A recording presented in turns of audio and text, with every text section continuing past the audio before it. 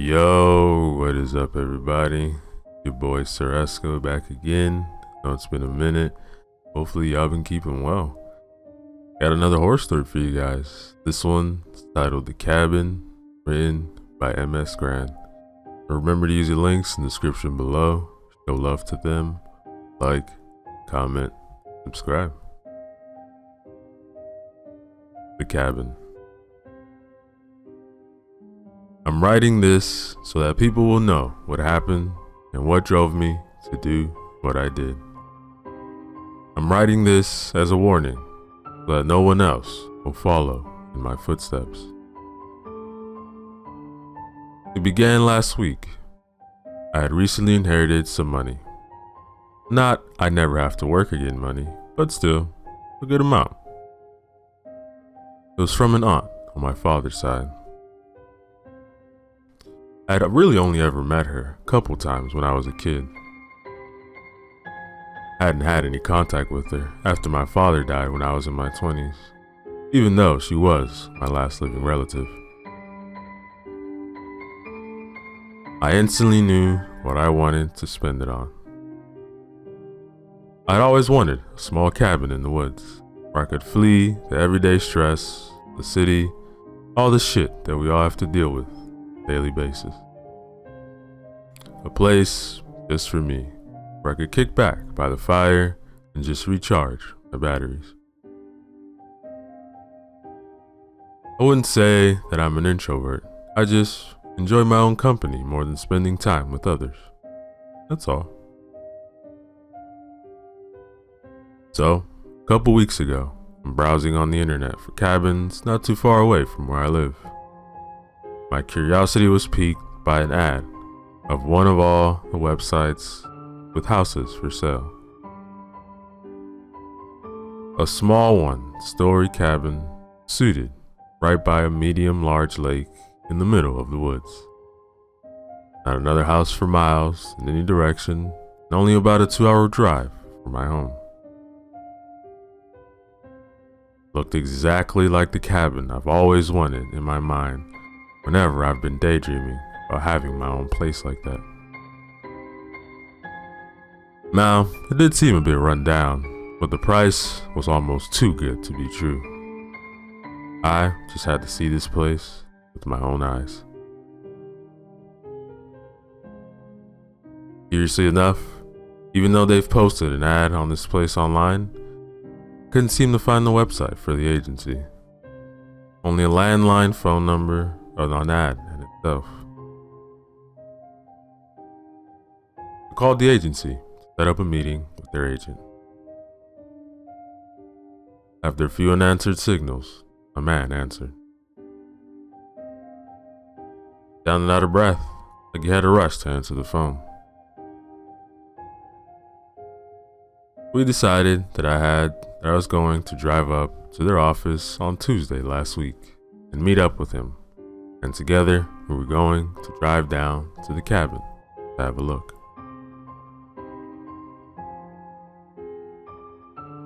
So, come Tuesday, I'm super excited all day and feeling good about this place. 2 minutes after I got off work, I'm in my car, typing in the address to the agency, my GPS. Off I go.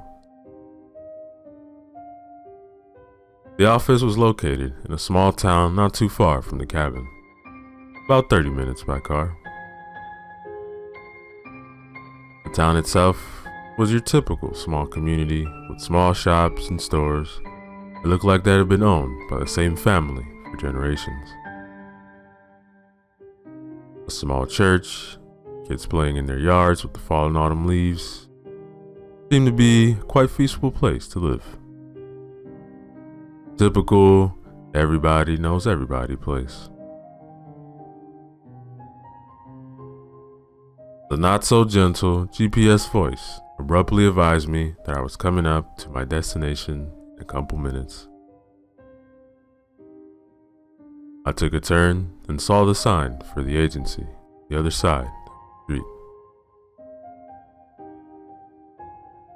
I turned my car around at the next intersection, and when I came up to the place, a man was standing outside with a briefcase, constantly checking his watch, clearly waiting for someone to arrive. I parked my car and got out to go over to the agency when the man looked over my way. "Ah, you're here for the cabin, right?" "Cabin by the lake?" Yes, I am." "All right, well, let's get going." He got into his car that was parked down the street and asked me to follow him in my car.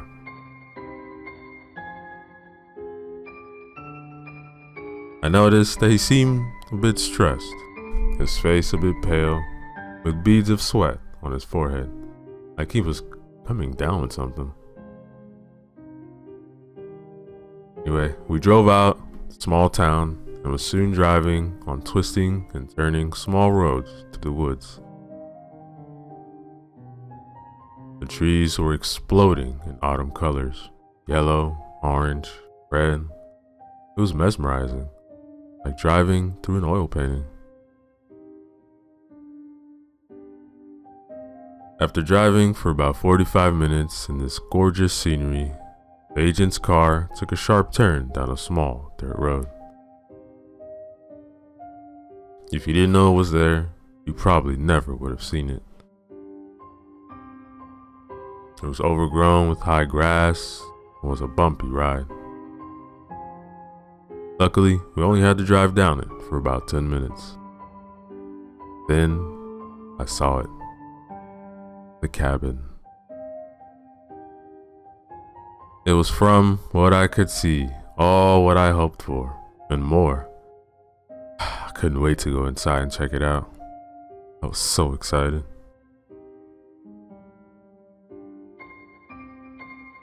I parked my car next to his and got out. "So, here we are." "Indeed. God, what a beautiful place," I whispered to myself while looking around. The cabin was just like in the ad, a small, dark wooden house right next to the lake. The lake itself looked a lot bigger than it did in the small photos that I'd seen. The surroundings were all forest. Everywhere you looked, all you saw were giant, ancient, majestic trees reaching for the skies, now full color. The ground was covered with the fallen leaves, some dancing around in circles, and the mild winds blowing. You really smell the fall air. Soon it would be winter, and I could only imagine how beautiful this place would look, covered in snow.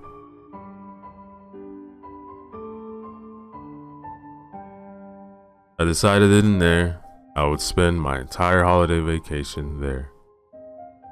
"Could we have a look?" I heard him say, awakening me from my daydreaming. "Oh, yes, of course. Show me the way." So, the cabin is old. In fact, we don't know who built it or when. But as long as we have the town record, the cabin has been here. We've been keeping it record for about 140 years. But I honestly think the cabin is much older than that. Now, of course, the cabin has seen a couple different owners over the years, and most of them has modernized the place in some way or another when moving in. For instance, there's running water and indoor bathroom, electricity.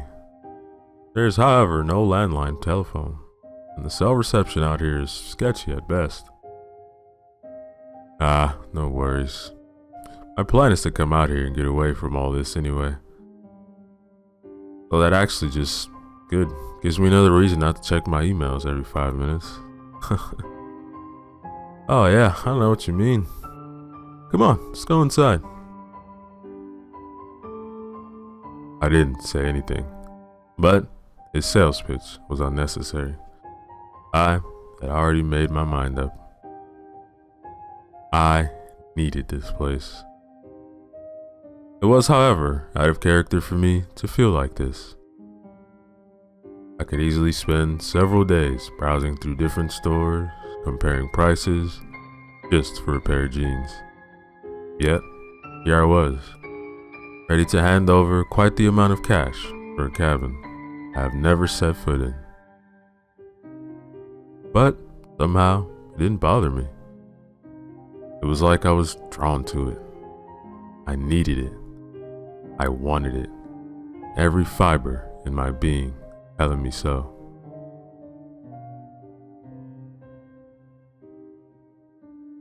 The front door opened straight into a large living room. In the wall to my right, there was a big stone fireplace, beautifully and masterfully built, with large stones, different forms and sizes, carefully placed like a jigsaw puzzle, framing the fireplace. Opposite to my left was a door to the bedroom.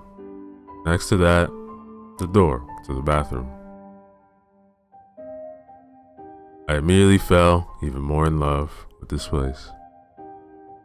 I was so into that, I at first didn't even reflect over the fact that it was furnished. The bedroom was a cozy little room, with a big window overlooking the woods and the dirt road we drove down a couple minutes earlier. The front window, there hung old see-through once white curtains. You know, the ones grandmas always have for some reason. An old sturdy bed stood in the center of the room, complete with madras and bedspreads. If not for all the dust, it looked like someone had just got up from this morning and left it. Next to the bed, there was a small-sized table with a candle holder, covered in old melted stearic.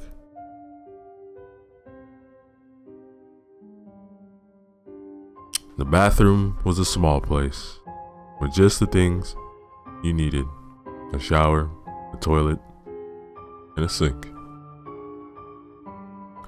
You can tell this part was added not too long ago, but still, it looked like it had been there for quite some time. It needed some cleaning, that's for sure. But all in all, it was just fine. On the far side of the living room, there was 3 big windows with an amazing panoramic view of the lake and the surrounding forest. That was about it. The cabin wasn't much more than that, which was perfectly fine by me. I certainly didn't need any more than this. I could already see myself sitting in front of the fire, a glass of scotch, and nothing on my mind. This place was perfect. Yeah, the previous owners left everything behind, it seems, the agent suddenly said. Can't for sure tell you what happened to them. I just know we got a letter from them, including the keys to the cabin, saying they had to move and that we should contact them when the place got sold to wire their money. You keep the furniture if you want, or replace it or whatever. Weird though. I thought, but not unheard of, many people can move in a hurry for any number of reasons. I looked around, and the furniture really did go well with the place. Big, strong wooden tables, leather sofa that looked like it would be really comfy, bookshelves filled with old books, lamps. Really gave the place nice ambiance. I'll probably have to buy a new bed though. I thought, feeling a bit weird about sleeping in some stranger's old bed.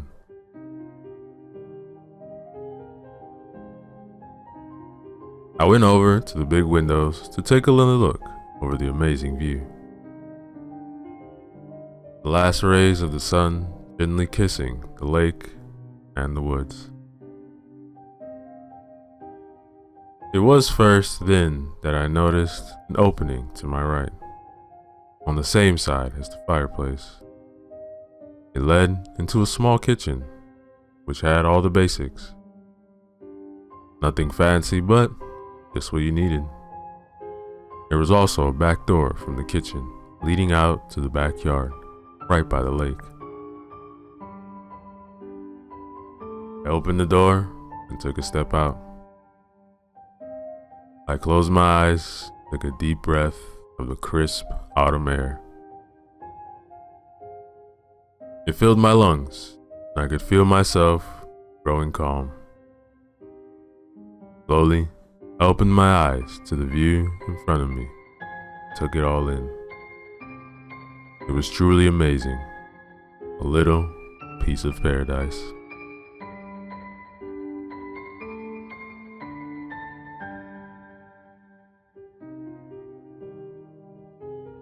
I drew another lung-filling breath where I stepped back inside, closed the door behind me. I was looking through the drawers and cabinets when I noticed the floor sounded differently in the middle of the kitchen. There was a small carpet there, and when I pushed it away with my foot, it revealed an old hatch underneath. Its hinges blackened by time and neglect. I looked over to the agent who was leaning against the wall, the kitchen entrance. "Oh, go ahead," he said, almost in an excited manner, motioned with his head towards the hatch. Open it, I leaned down and grabbed the handle and pulled the hatch towards me. It creaked and groaned like it hadn't been opened in years. A deep, dark, empty space beneath it stared back at me. I was trying to see what was down there. A steep wooden staircase with questionable stability led down to the darkness. I looked around for a flashlight. Like he was reading my mind, the agent came over, handed one to me. "There you go. I always keep one on me whenever I go into the woods." I started to descend down the stairs, with one hand firmly gripping the wall, and the other one holding the flashlight, illuminating the steps in front of me. About 15 steps down, I made it to what looked like a classic dirt cellar. The kind they used to have in the old days when you needed somewhere to keep your food from spoiling. You didn't have access to a refrigerator. This dirt cellar, however, was a bit different. It looked like someone had used it as an office of some sort. There was an old desk, 2 big bookshelves along the walls, packed with books of all sizes. What an odd place to put an office, though. I shined the flashlight around the small space and saw that there was an old oil lamp hanging from the hook. I took it down and brought it back with me to the kitchen.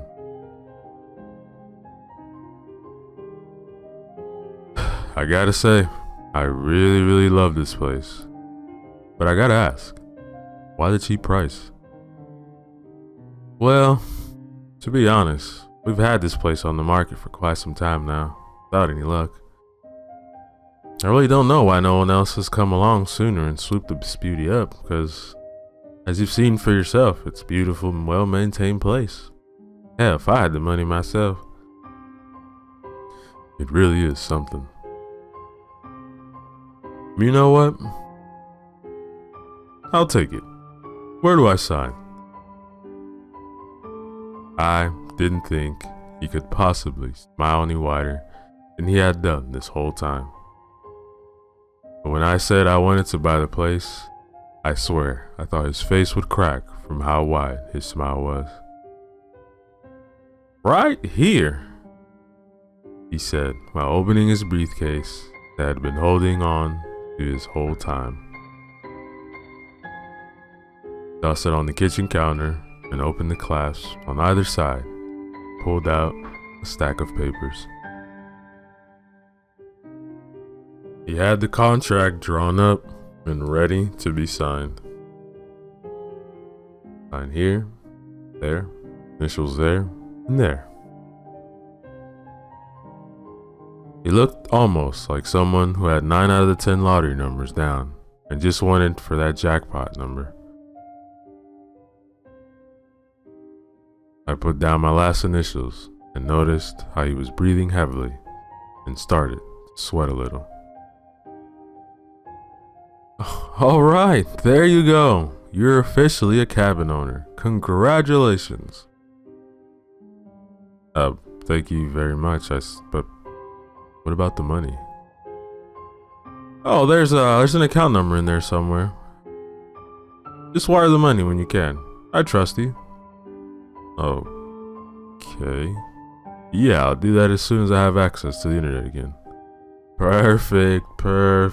Well, I've got to go. I have a long drive home and it really gets dark out here. Yeah, me as well. You mean you're not staying here tonight? Oh, no. I have work tomorrow. I need to get some stuff from home before I can stay the night here. I'll probably drive up this weekend to get settled. Oh, I see. He looked almost disappointed.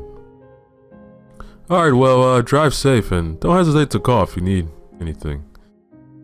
And with that, he was out the door and within minutes, driving up the dirt road again.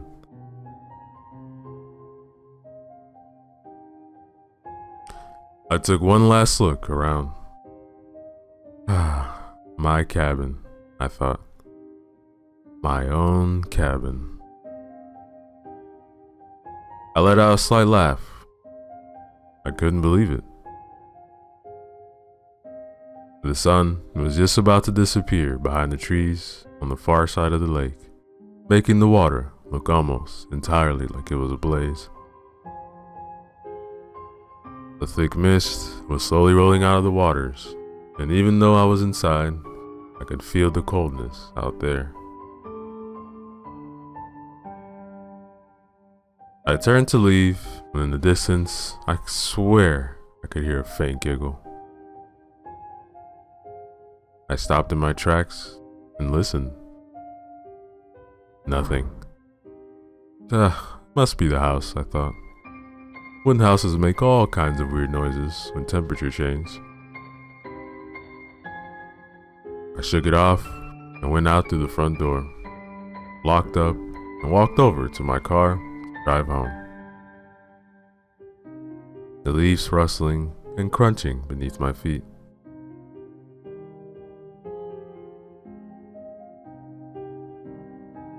It was completely dark out by now, and I had to take it real easy to find my way out the main road again. Quietly reminding myself that I needed to look over that dirt road again and clean it up a bit. I had been driving for about 10 minutes on the main road back, twisting and turning, when I came up to the sharp right turn again. The second I came around that corner, I all of a sudden saw a person step out of the woods right in front of my car.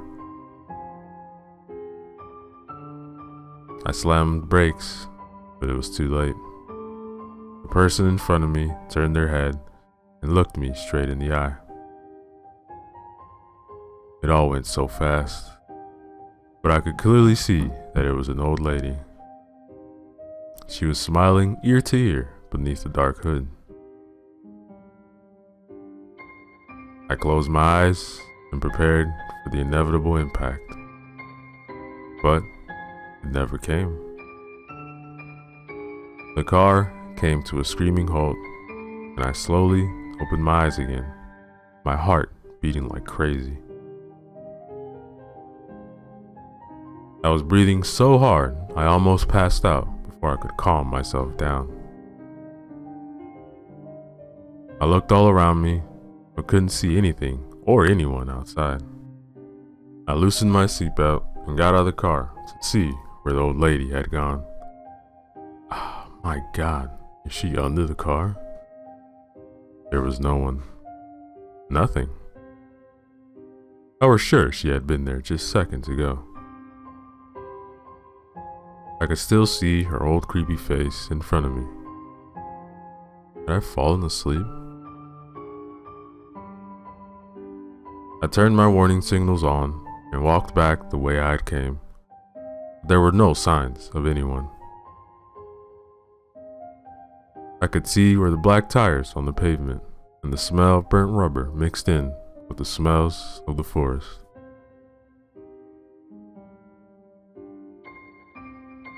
The wind was picking up, thrashing and tarring the huge trees from one side to another, branches cracking and breaking in the wind. In the distance, I heard a lone owl howl. After looking around for a while, I, without finding any evidence for an old lady, or any other person for that matter, got back into my car, drove all the way home. The rest of the way being uneventful.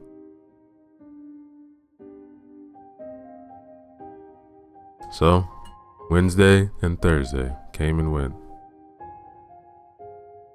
I had put the incident with my car behind me and wrote it down as stress or sleep deprivation, and was so ready to get back to my cabin, spend first of many weekends. My cabin, I thought with a smile. My bags were packed and I already was in the car. I hadn't had time to look for a new bed yet, but figured that I would just throw some blankets over the existing one and make it through the first couple of nights like that.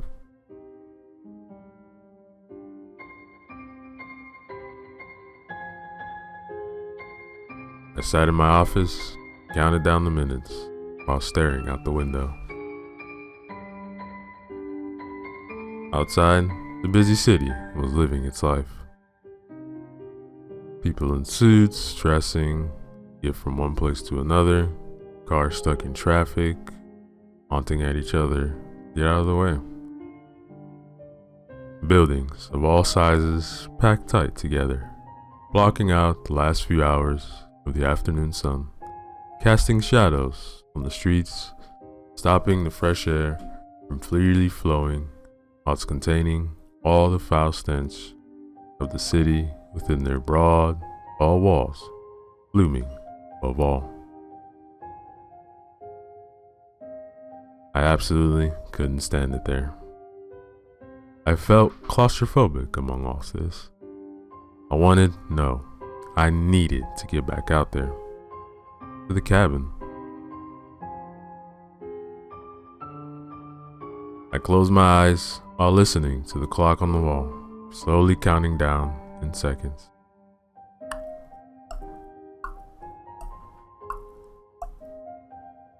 In my mind, I was back by the lake, feeling my lungs once again being filled by that pure, fresh air. I opened my eyes. The clock had just struck 5 p.m. I slammed my laptop together, grabbed my stuff, and took off to the elevator and pressed the button for the garage. The elevator stopped on each floor to let more people in, pushing me further back. I could feel the panic of this containment creep closer. My pulse beating faster and faster. I stood in the corner at the back of the elevator when the doors opened once again. I couldn't see much from my position. The small metal box now packed with people, all wanting to get home as soon as possible. But for a split second, one of the mirrors of the wall, I thought I saw a familiar face step into the elevator. I tried to look past all the suits, all the trench coats in front of me, and that's when I saw her. One quick glimpse was all I got, but I saw her. The only one not facing the doors, but staring me straight in the eye. There she stood, the old woman that I thought I had ran over the other day, smiling. I only saw her for a split second, and when the doors finally opened again and people started to exit, she was gone.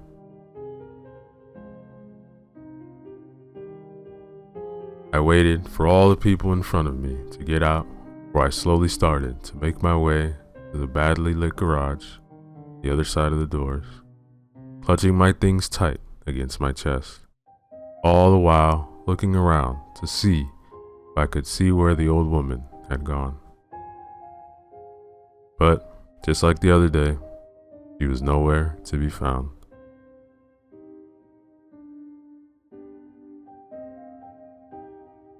I finally got to the car, sat down, and closed the door behind me. I took a deep breath. You're imagining things. Come on. Another breath, I slapped myself to return to reality. And then finally, I was on my way. I got up to the cabin around 7 p.m. The sun was in vain struggling to illuminate on the oncoming night sky. The trees looked just as beautiful as a couple days ago. Majestic, beautiful, huge. I wondered how old they could be, how long they had stood there, dancing in the wind, their roots digging deeper and deeper to the soil for each coming year. What secrets do they keep? What have they seen during their time?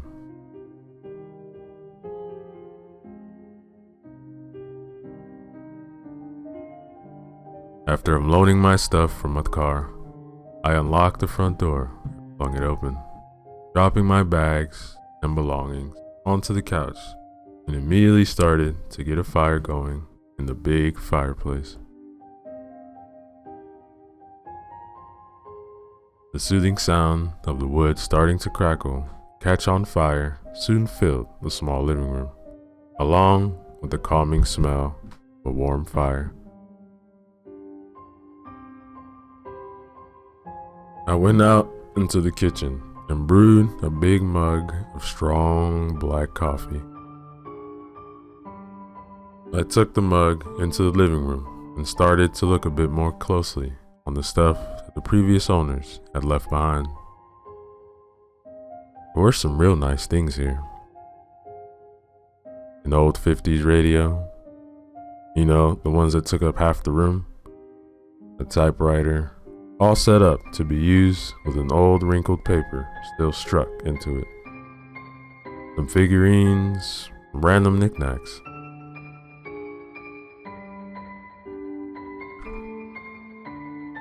I started to go over the books on the bookshelf. I noticed that they all had the same theme. They were really old books, like really old antiques, about spirituality, religions, dark magic, crystals, stuff like that. I'd never really been interested in things like that, but I got intrigued.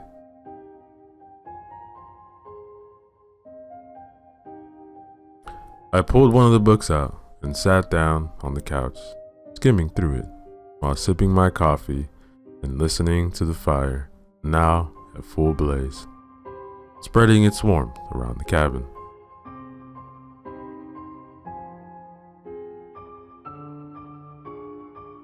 I can't understand how people still believe in this stuff, I thought to myself while flipping through the pages. I went to put the book back up on the shelf when I noticed a painting hanging over the fireplace. How have I not noticed this before? It was a big oil painting with a thick hand carved, dark wooden frame. A painting of this very cabin. It looked old, but the cabin in the painting basically looked the same as it did now. The quality of it was amazing. So much detail. All the small differences in the colors of the wood, the hundreds, if not thousands of leaves on the trees, each carefully painted. The way the sun broke through the clouds in the sky and reflected on the lake. The lady in the window. Wait, what lady? I looked again. There was no one in the window. I had to rub my eyes, but I swear I saw someone there just now. I must just be getting tired and hungry. I could hear my stomach growl, and I hadn't eaten since lunch. I brushed away the unsettling feeling of the painting and went back into the small kitchen. Ah, damn! I was supposed to stop and buy groceries on my way up. I had totally forgotten.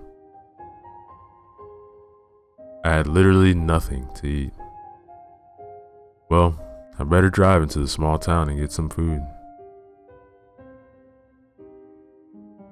I downed my last coffee and placed a mug on the mantelpiece, and then stepped through the front door. Just like last time, I was up here, the wind had now picked up again, and the trees were once again swaying violently from one side to another, desperately trying to hold on to the last yellow-reddish leaves that were being ripped from their branches, like a mother trying to hold on to their child in panic.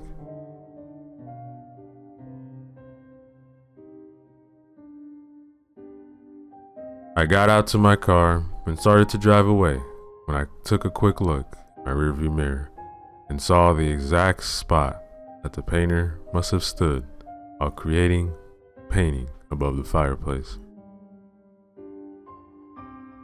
I swear I could see someone standing in the living room window, if only for a split second. I stopped my car and turned around to get a better look. There was no one. I swear my mind's playing tricks on me. I really need to get to eat. I just kept on driving and finally got to the town, parked my car, started to walk around. It really was a small town. One main street, a couple of smaller ones intersecting with mostly homes, different sizes. The place seemed deserted at this time. Yellow tinted lights above the street rocked back and forth in the wind. It had started to rain.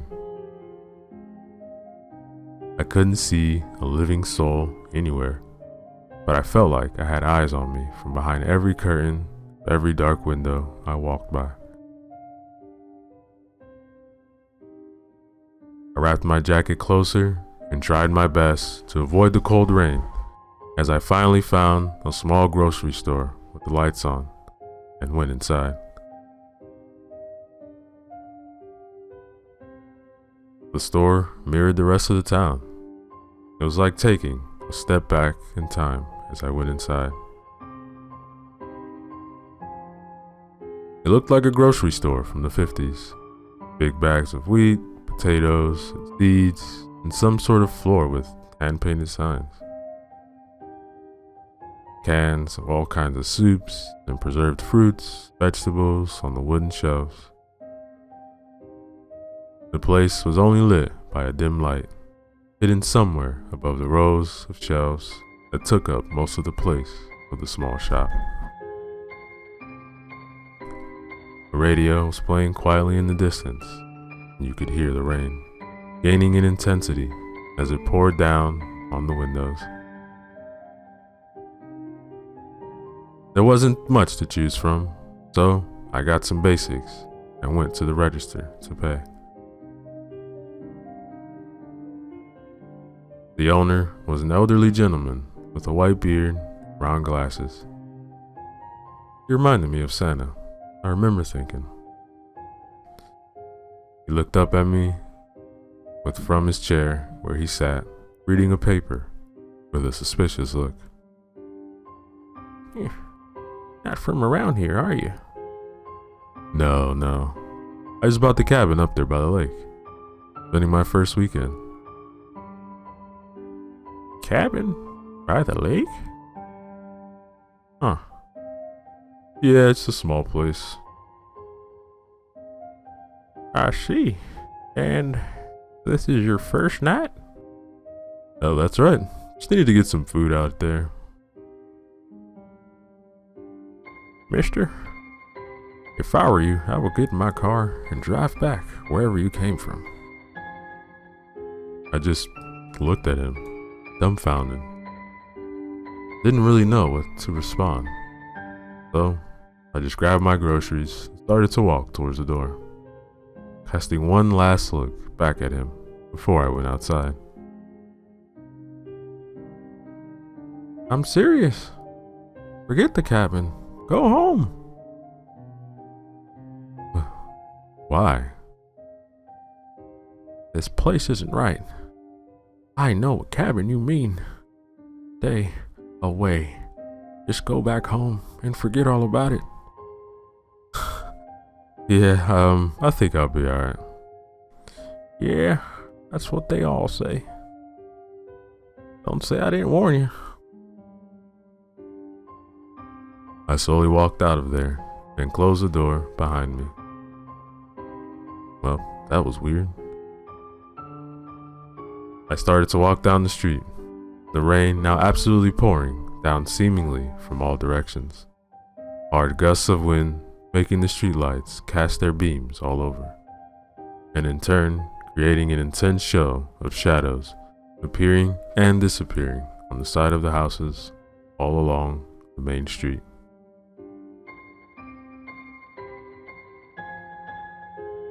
I realized I was close to the agency, where I had met the agent on Tuesday.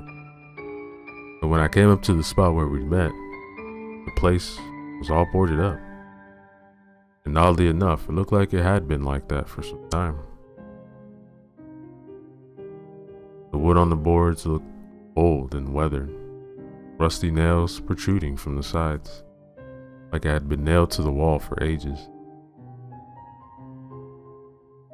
There was no sign of having any kind of business for years, let alone 3 days before. I tried to peek inside between the moldy, smelling boards, but couldn't see much. It seemed completely empty and abandoned.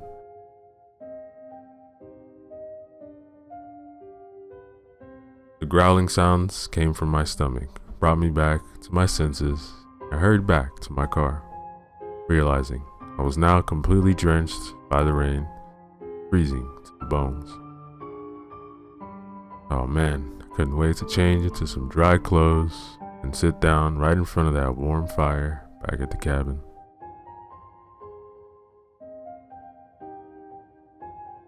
On the way back, I remembered that I still had the agent's number in my list of recently called numbers on my phone. He did say I could call if I had any questions. So, I called him up to check what had happened to their office. But as soon as I hit dial, I got the familiar tone that a number had been disconnected. That's odd. I'll just try him again tomorrow.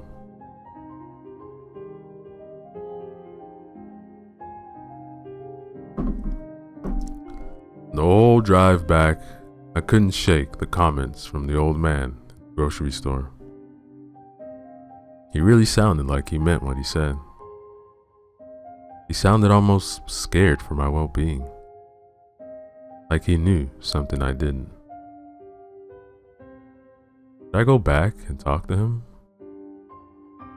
And what did he mean by, that's what they all say? Ooh. So, I decided I would speak with him next time I go into town. As far as I was hungry, wet, and tired, I am not going to turn this car around now.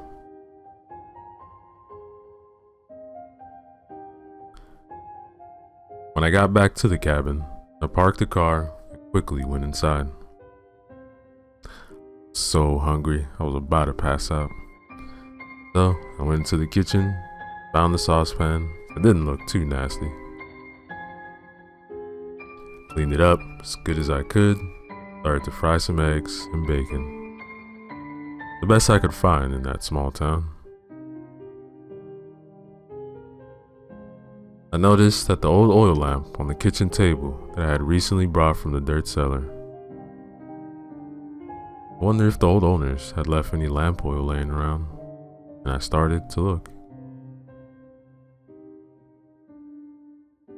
After moving some stuff, I found a bottle with some fluid left and filled it up and lit it. It really gave a cozy light and a nice smell. I left it on the kitchen table while finishing making my late dinner.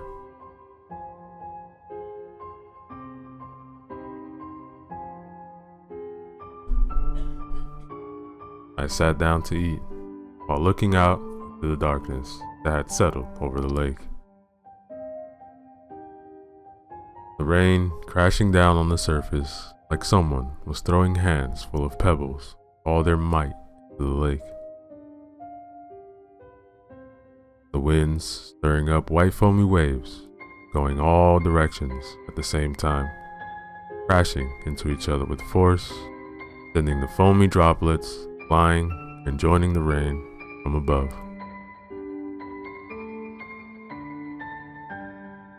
The cabin was moaning and creaking in the wind, and the rain was hitting the windows so hard I almost started to worry it could break the thin glass panes by the sheer impact.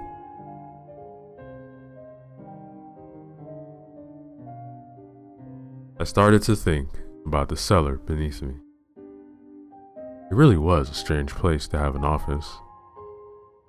No windows, cold, dark. I needed to investigate it further. I finished my dinner and placed the dishes in the sink. Before I checked out the cellar, I had put some more wood on the fire. You could really start to feel this was an old place. No great insulation, especially in weather conditions like these. If the fire went out, it would get real cold in here real fast. I went out into the living room, and the fire was almost out already. Red embers glowing.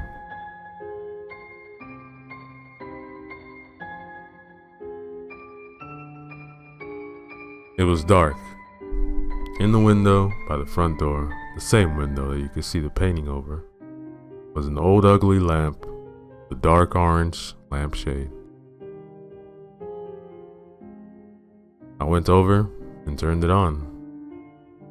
It flicked a bit, but it lit up after a while.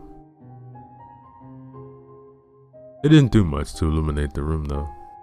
It seemed its light only reached as far as the window and back, turning that small part of the room sickeningly orange.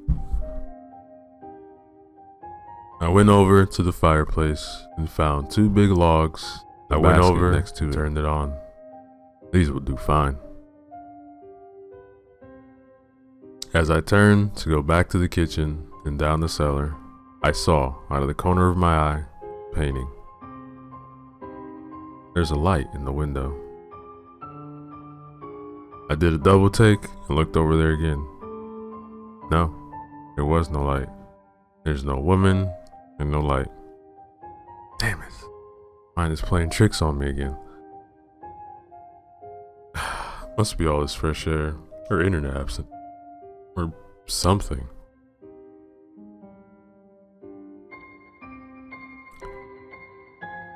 I went back into the kitchen and rolled up the carpet to reveal the hatch underneath. I grabbed the handle and pulled it open again. This time though, I didn't have the agent's flashlight to guide me. I had to take the oil lamp with me. It didn't light up anywhere near as well as the flashlight, but it was better than nothing. I got down and started to look around. The desk was an old, massive wooden desk. Oak, I think. How on earth did they get it down through that narrow hatch? The floor was basically just packed dirt. The walls were made of wood and the same kind that the rest of the cabin was. You could smell the rain from outside being soaked up by the wet ground on the other side of the walls.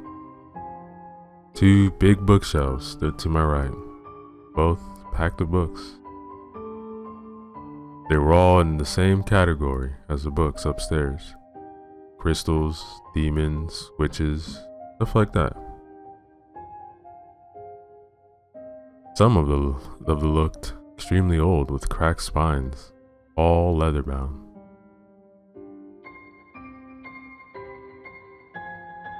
There was a faded image of a mountaintop in the foreground with what looked like a fire behind it. I flipped through the pages, but it was written in some foreign language that I couldn't understand. It looked like nothing I had ever seen before.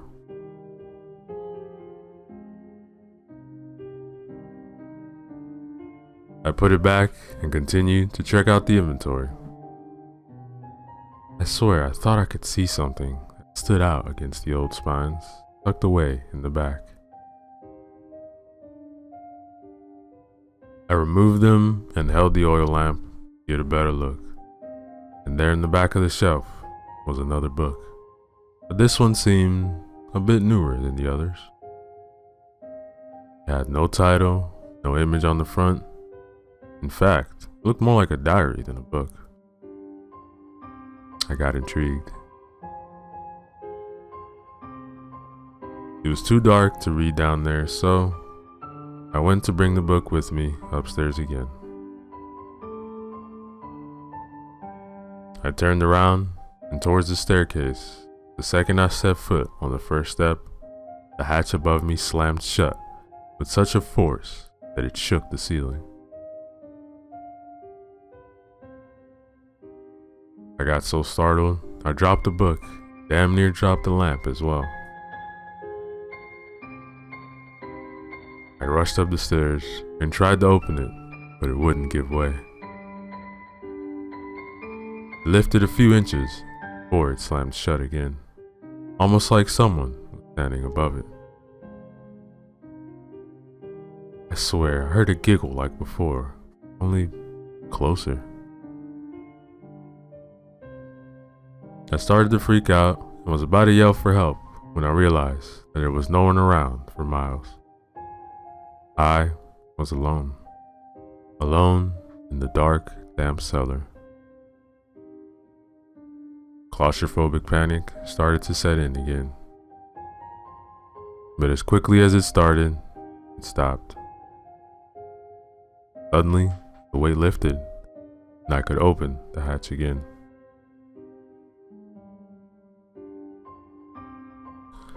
I flung it open and quickly went down to get the book back up from the floor and rushed back up the stairs again, where I just threw myself on the kitchen floor and laid there, breathing for a while, wondering what the hell just happened.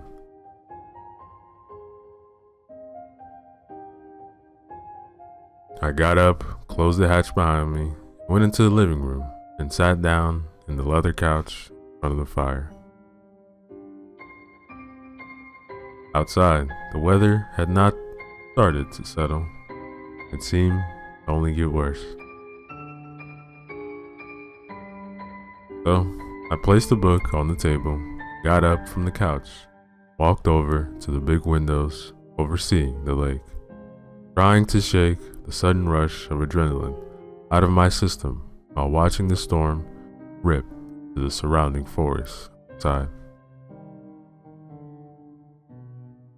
I worried a bit if the huge trees near the cabin could withstand such brute force. What if one of the trees would fall over in the wind? It would turn this cabin into tinder in a blink of an eye.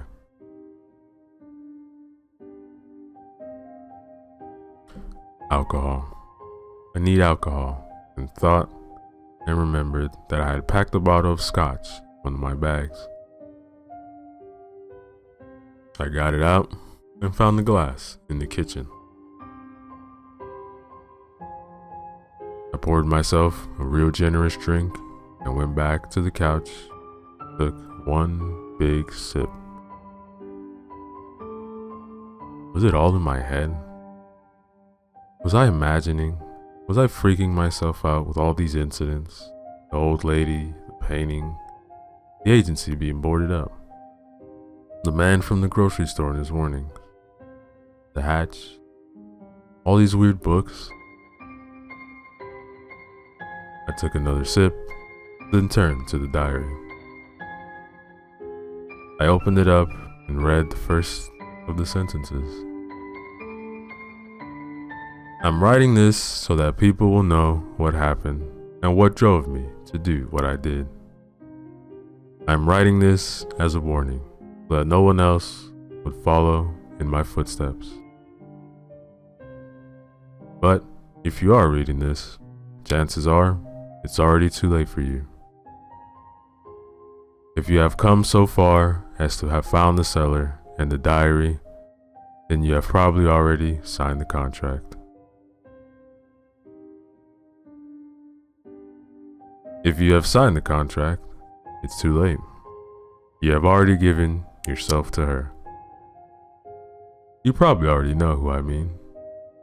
You've seen her out the corner of your eye, maybe in the cabin, maybe in the woods, maybe even in the goddamn painting over the fireplace. That damn painting is cursed. I threw it in the fire one day, only to find it back on the wall the next day. And that was just the start. I tried to get away, but it was pointless. No matter how I tried, I still ended up where I had started. In that fucking cabin. I have now realized that there's only one way out. Tonight, I'm going to end it myself. I'll hang myself in the cellar. I won't let her win. She can't have me or my soul or whatever it is that she wants from me. I'm going out on my terms. Sorry to say, but if you're reading this, you're probably going to want to do the same soon. Might shut the book hard. What the hell is this? Thought. This must be some sort of prank from the previous owners. Then I heard something slowly being slid over a rough surface. I stood up and gulped down the rest of the glass with one big sip. Out of the corner of my eye, I saw my coffee mug suddenly fly across the room, from the mantelpiece, crashing to the opposite wall, a million pieces. Oh, fuck this. I'm going home. I grabbed my jacket, bolted out the front door, and ran for the car. The wind almost lifted me off the ground, and the rain felt like I was being hit by 1,000 tiny nails. I could swear I heard a distant voice in the wind, but ignored it, got into my car, and turned the key. It wouldn't start. I tried again and again and again and again, but no luck. It was dead.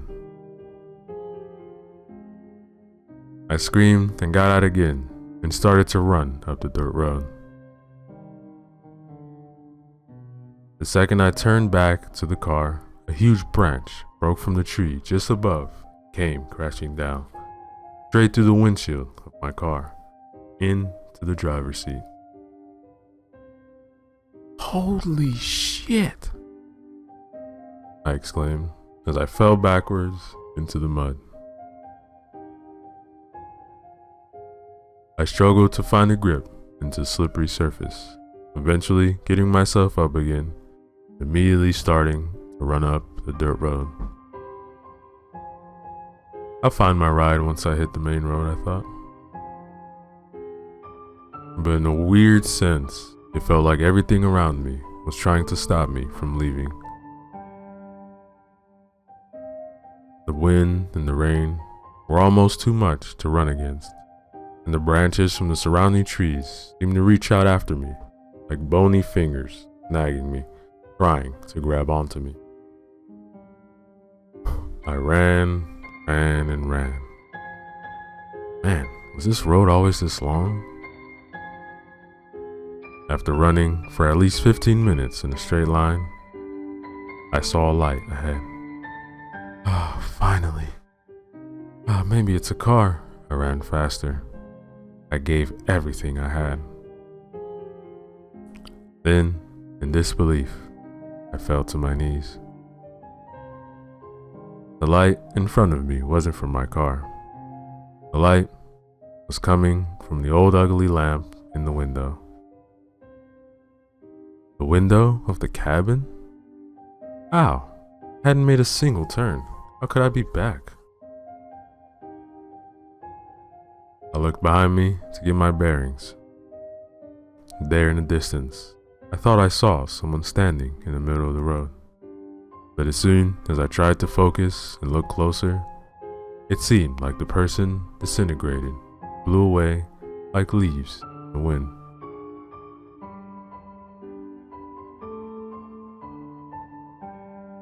I got up and ran back to the cabin. Went back in and locked the door, fell to the floor, panting, trying to wipe the mud and rain out of my face. Alright, need a plan. Need to get out of here. What the hell is this place? Mind was racing. My thoughts were then interrupted by the painting, all of a sudden falling to the floor with a loud crash.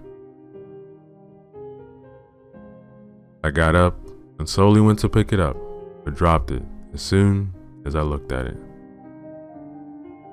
There, in the painting, was a woman standing outside the cabin, right outside the front door, clear as day. I stumbled back and fell down on the couch. I slowly turned my head towards the front door and saw the handle slowly turn. I flew up to make sure the door was locked and slowly backed away again. The door suddenly stopped moving. It was immediately replaced with the sound of an old typewriter behind me, typing. I turned my head and, to my disbelief, watched as the letters were being pressed down, one, by some invisible force. I slowly made my way over there and looked down on the paper. You are mine, you are mine, you are mine, over and over. I couldn't believe what I was seeing and glanced over to the kitchen.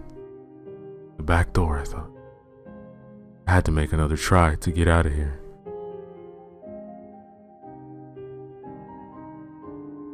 I took off into the kitchen and out the door. Once again, I slid down into the mud and got myself back up again and took off to my left into the woods alongside the shore of the lake. There's bound to be a house somewhere along the shore. I tripped and fell, got branches in my face or my jacket. I didn't care. I was not going to stop. After about 20 minutes, I saw a clearing up to my left. It looked like a camping spot. Maybe there's someone there that can help me?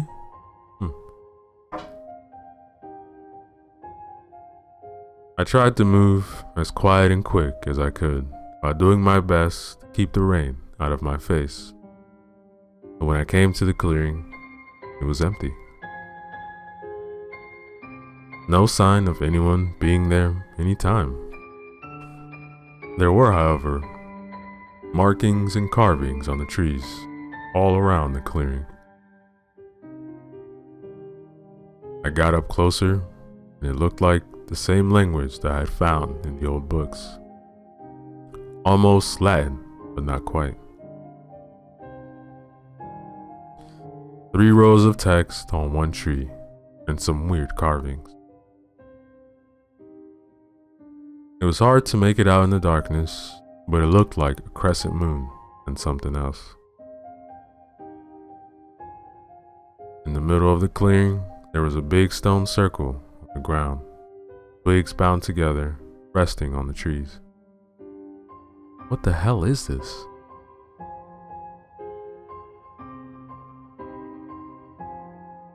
I went back down to the shore and moved on in the same direction that I had been going before. More than once, tripping over fallen branches and stones, almost falling to the damn lake itself. I looked back out over the water, and I could still clearly see the cabin way back there. It looked perfectly peaceful from here, but I knew better by now.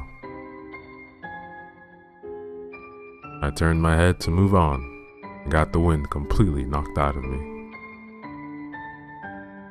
There, right in front of me, it stood. The goddamn cabin. I looked back behind me again, and a mist lay over the lake, blocking the view. Other than that, nothing but woods. All I saw was the fucking cabin behind me. And now, here it is. As if I had run full circle around the lake and come up to it from the right-hand side. I could feel my sanity go. Honestly, I think I'm losing it. But shit like this can't be real. I must have crashed my car on the way up there, ended up in a coma or something. This has to all be a dream. Yes, that's it. This is a dream.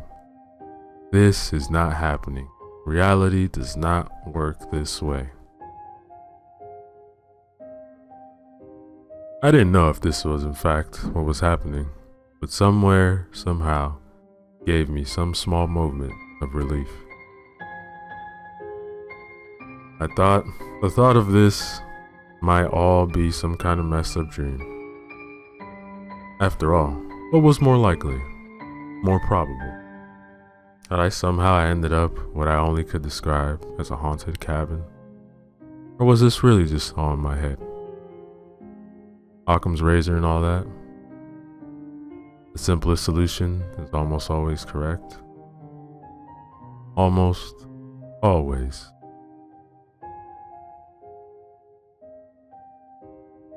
I had no choice to go back into the cabin for a second time since the world turned to absolute. I was so cold. My teeth hammering against each other like a jackhammer trying to reach the center of the earth.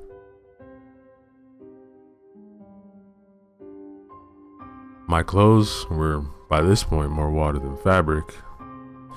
I got back in though, through the kitchen door, closed it behind me. Carefully looked around. No one in the kitchen, the hatch was closed, empty in the living room, bathroom, bedroom. The painting looked normal again. Front door, still locked. The typewriter was still... I walked over to it again, and the paper was blanked. There was nothing written on it. Coma, dream. I must be. Either that or I'm truly losing my mind. I sat down in the couch once again. With a loud sigh, poured myself another drink. The fire was still going. Felt good. I discarded my soaking wet jacket on the floor and could feel myself calm down a bit. I glanced over at the table and saw the diary still laying there. I grabbed it, kept on reading. I just can't see any other way out. I don't know what happens if she catches you. I don't want to know. All I know is that I've been up here for 3 days now, and I can't get out. I tried getting to the main road. I've tried running out into the woods. I even tried swimming over the fucking lake. No matter what I try, I always end up back here at the cabin. This place is cursed. I even tried to burn the book to the ground, but the fire wouldn't take. It's a goddamn wooden cabin. The fire wouldn't take? God damn it. I'm writing this as a warning, but I don't know if it will make any difference. On my last day here today, I found a diary myself, written by the last owner, with a warning for me, or for anyone who would have found it. Poor guy before me couldn't take it either. He had ended his stay here, and on this earth, by going out into the lake to drown himself. I think hanging is probably faster. If only I had a gun, could have ended it in a second. I truly hope no one needs to read this, but if you do, I'm so sorry.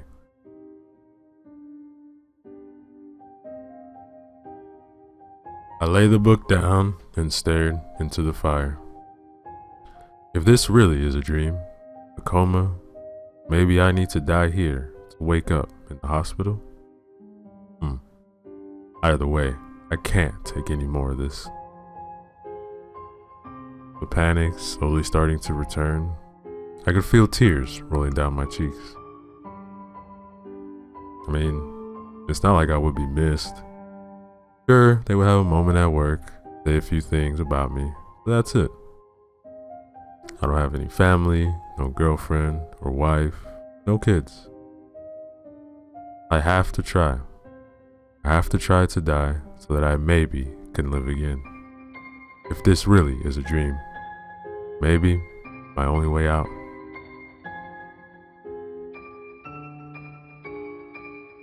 As soon as I had made up my mind, the old radio started to crackle. The dial lit up in a sickeningly yellow light. The needle on the dial slowly moving back and forth through the frequencies all by itself. A voice in the distance behind the static. Oh, you are mine. You have signed the contract. You will not befriend me of what I own. You belong to me. And a loud bang on the door, and the handle started to wiggle furiously. I stood up in a panic, staring at the door, then at the radio, the dial now flying back and forth in a manic speed, and the room from nowhere burst with loud white noise.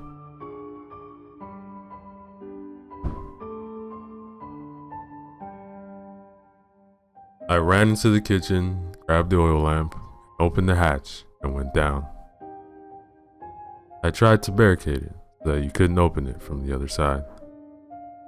All I found was some rope. I tied it to the hatch and secured it to the staircase, went down. Started to look around. I didn't know for what, but I glanced back up at the rope. Was it enough? I stopped and looked. There was a sturdy beam in the ceiling. Yes, I will follow the last guy here. But first, I went through the drawers, and after a while, found this book, this empty diary. I had to write this down. This is my warning to you, whoever you are. This is my goodbye. Maybe I'll wake up somewhere in a hospital bed with tubes coming out of me and machines all around. Maybe not. I just can't take it anymore. I have the chances. As I'm writing this, I can hear screaming from the white noise upstairs. I can hear furniture being thrown. I need to end this now, before she gets to me. I'm using the rope from the hatch, and I'm hanging myself on that beam. I hope you never have to read this, but I'm leaving the book in plain sight on the desk down there. Goodbye.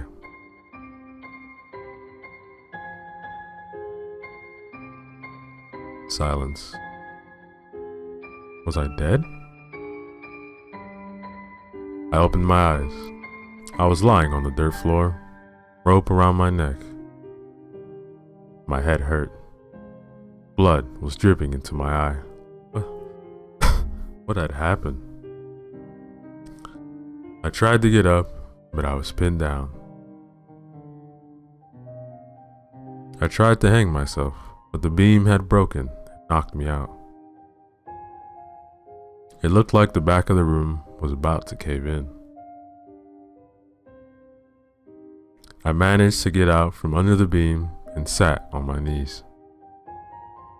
Couldn't breathe. I loosened the noose around my neck and tossed it to the floor, breathing hard and deep. The beam had knocked over one of the bookshelves. There was something behind it. What was that? A room? I managed to stand up and limp over the bookshelf, still standing up, and leaned against it. The oil lamp was still burning on the desk. I took it and moved closer to the opening.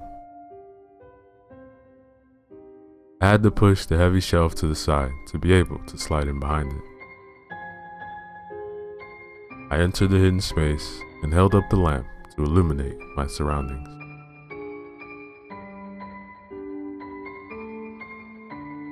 What was that in the back of the room? It looked like an altar? A big stone altar, bowls with something in it. It looked like dried up blood mixed with some other stuff. The smell was nauseating. I felt like throwing up.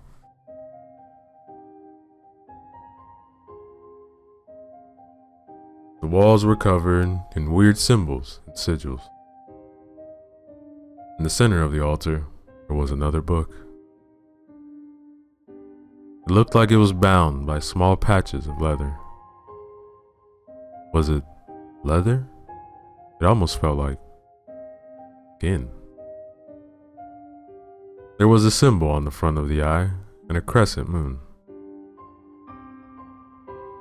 It looked like it had been burnt into the skin. I opened the book and it too was covered in text that I couldn't read. But somehow I knew that this book was connected to all that was happening. Maybe if I destroyed it? I grabbed it and limped back out of the dirt cellar and up the staircase. There were still no sounds coming from up there. I tried to move as quiet as I could up the stairs and through the hatch. As soon as I had come up, I started to feel sick. I wanted to throw up. Everything was spinning. Suddenly, the white noise came back with a vengeance. It was deafening. It was like it was in my head.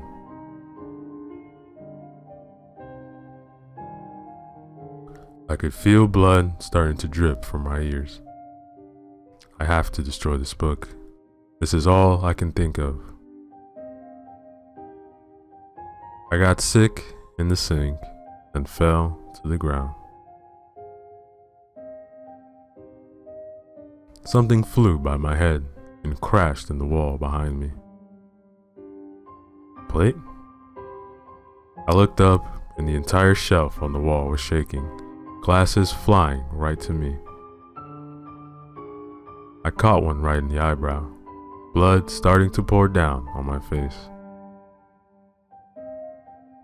I mustered all the strength I had left and started to crawl towards the living room. Honestly, it felt like I was crawling up a steep hill, like gravity had shifted. I grabbed a hold of the wall by the opening and pulled myself closer.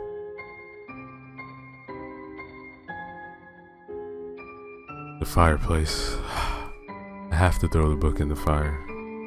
I have to. I managed to get to the living room, but I had no strength left. I could barely even breathe. I threw myself on the floor. I had a narrow angle to the fireplace, and I saw the painting above it. It had changed again. The forest was burning. The lake looked like it was boiling lava.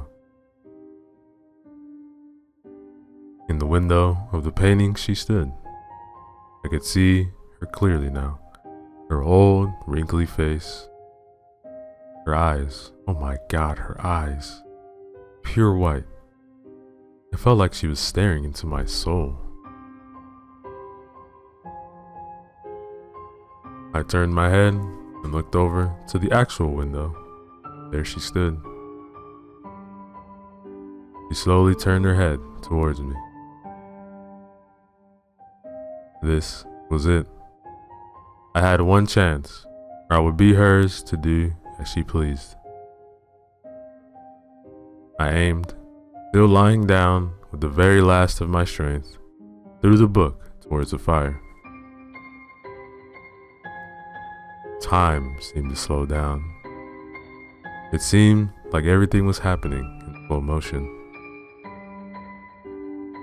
In the blink of an eye, she was over me, hovering in horizontal position, her eyes just inches from mine.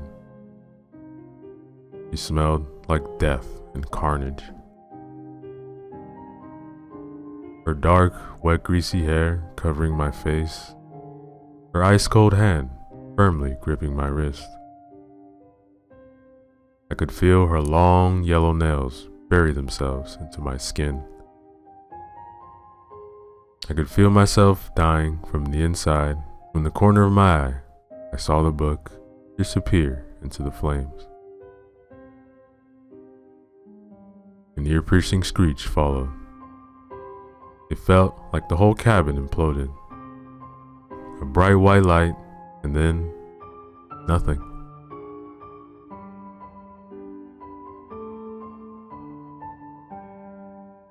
I woke up yesterday in the hospital.